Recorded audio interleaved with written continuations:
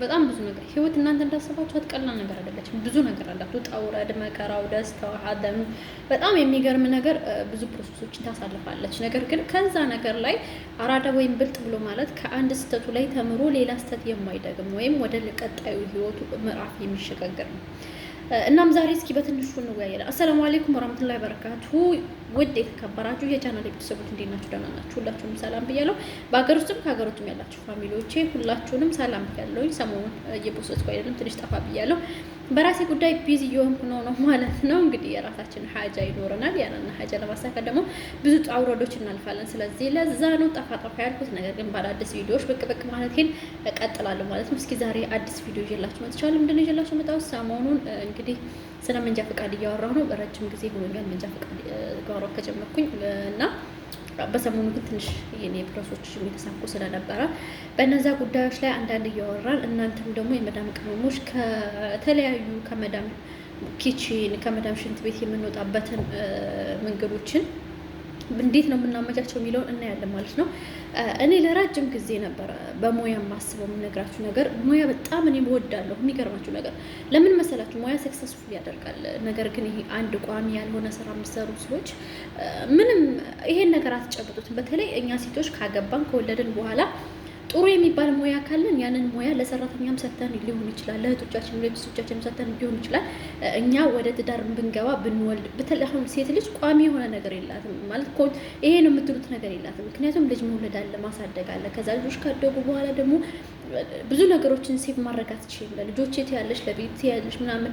ሴት ልጅ ካገባችና ከወለደች በኋላ እቃና ልጆቿን ነው የምታየው፣ ቤቷን ነው ጎጆዋን ነው የምታየው። እንደ ወንድ ልጅ እንደዚህ ከወንድ ከጓደኞቿ ጋር ምናምን ወይም ከቤተሰብ ጋር ምናምን ብዙ ነገሮችን ሼር አታደርግም። ሼር የምታደርገው ቤቷ ላይ ነው የምታደርገው ነገር ማለት ነው። ስለዚህ ያ ነገር ወደ ትዳር ከመግባታችን በፊት ግን የሆነ ነገር የሆነ እርሾ ጥለን ከሄድን እመኑኝ ትዳር ውስጥ ገብተን ምንም ነገር አይከብደንም። ልጆች ብንወልድ ራሱ ሰራተኛ ሰጥተን ልጆቻችን እስከሚያድጉ ድረስ ትንሽ ቢያንስ 2 ወር 3 ወር 4 ወር 5 ወር እስከሚሆናቸው ድረስ እኛ ጋር እንኳን ቢሆኑ ከዛ በኋላ ሰራተኛም ቀጥረን ቢሆን ካሜራም ተክለን ቢሆን እያየን የኛም ስራ ሳይስተጓጎል ቢዝነሳችንም ሳይስተጓጎል ስራችንም እንደቀጠለ ሆኖ ልጆቻችንን እያሳደግን በአንድ ድንጋይ 2 ወፍ ይሏቸዋል። እንደዚህ ነው ማለት ነው።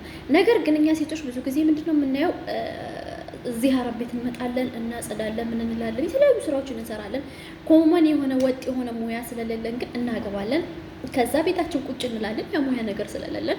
ከዛ እንወልዳለን፣ ልጆቻችን እናሳድጋለን። ከዛ ልጆች ካሳደግን በኋላ እጃችን ላይ ገንዘብ ብዙም ስለማይኖር ከዛም ደግሞ ትዳር ሳንይዝ በፊት የትዳር አጋራችን ጥሩ ቢዝነስ ጥሩ ገንዘብ የሚያገኝ ከሆነ ያችን ነገር ብቻ ሴቭ እያደረግን ስለምንሄድ ያኔ ምንድን ነው የሚሆነው? ብዙ በይግ ይኖርናል። ነገር ግን አንድ ሰው ነው የሚሰራው። ገብቷችኋል?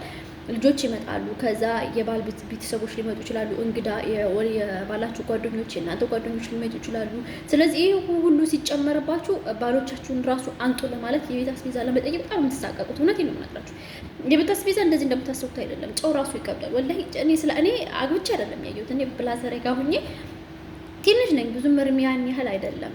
8ኛ ክፍልና 13 ዓመት አካባቢ ሆኖ ነው ከወንድሜ ጋር ያደጉት እና እኔ ነበርኩ የምገዛው አንዳንድ ነገሮችን እና ብላዘርን አምጣ ለማለት እኔ በጣም ነበር የምሳቀቀው። እኔ በተፈጥሮ ሰውን አምጡ ማለት ትንሽ አይመቸኝም፣ ትንሽ ነገር ይደብረኛል እና የራሴ የሆነ ነገር ምንዝር ሳረግ ነው ደስ የሚለኝ። ደስ የሚላችሁ እንደዛ ነው። በቃ የራሳችሁ ነገር አውጥታችሁ ስትገዙ ደስ በርግጥ እየተደራገራችሁ ነው ሊያሟላ ነው። ግን እሱ ራሱ ሲጨናነቅ ስራ ሳይኖር ሲቀር የሆነ ነገር ፊል ሲያደርግበት ሲጨናነቅ እናንተም አብራችሁ ዲክላይ ነው የምታደርጉ። ለምን? አጋራችሁ ነው። ገብቷችኋል?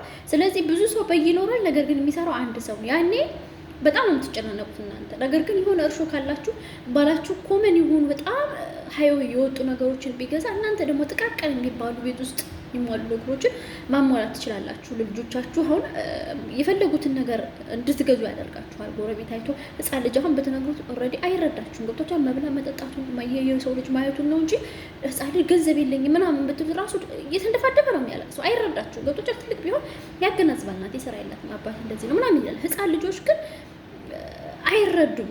ህፃን ናቸው፣ አይምሯቸው አልበሰለም። ገብቷችኋል? የትኛው ጥሩ ነው የትኛው ክፉ መሆኑን አያውቁም። ስለዚህ ያ ነገር እንዲሆን ምንድነው እናንተ በሙያ ግቡ። በተለያዩ ሙያዎች ግዴታ ሰው ስለገባ አይደለም። እኔ አሁን በራሴ በተፈጥሮ የምወደው ሙያ በእኔ የምወደው ሙያ ማለት ነው ድራይቪንግ። ግን ብዙ ጊዜም አልነበርኩም። በእርግጥ የመንዳት ፍላጎት አለኝ፣ መኪና መንዳት እፈልጋለሁ። ግን በጣም ፍራቻ ይዘኛል። በቃ እንደዚህ ፍራቻ ቆልፎ ይዞኛል።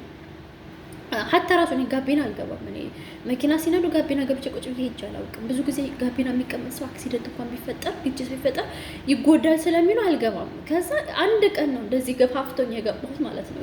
ችግር የማያስገባችሁ ነገር የለም። እኔ ብዙ ጊዜ የምፈልገው ምንድነው ልብስ ስፌት ጋር ትኩረት ማድረግ እፈልጋለሁ።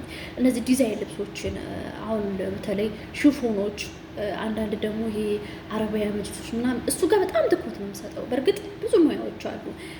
ለምሳሌ ይሄና ስራ አለ፣ የፀጉር ስራ አለ። እንደ ፍላጎቶች ነው። ያ ፀጉር ስራ ስሪ ብትሉኝ አልሰራም። እኔ ፍላጎት የለኝም የፀጉር ስራ።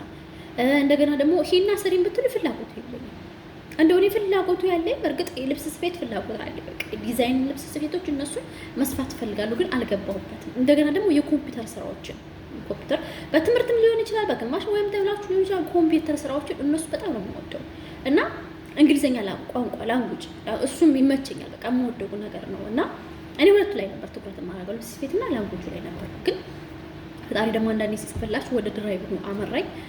ድራይቪንጉ በጣም በፊትም ፍላጎቱን ብዙም ስላልነበረ በጣም አታግሎኛል። አሁን በተለይ ለመገንዘብ ያለኝ ነገር በጣም ግን ገብቷችኋል። ካጠናችሁት ምንም የማይቀል ነገር የለም፣ ሁሉም ቀላል ነው።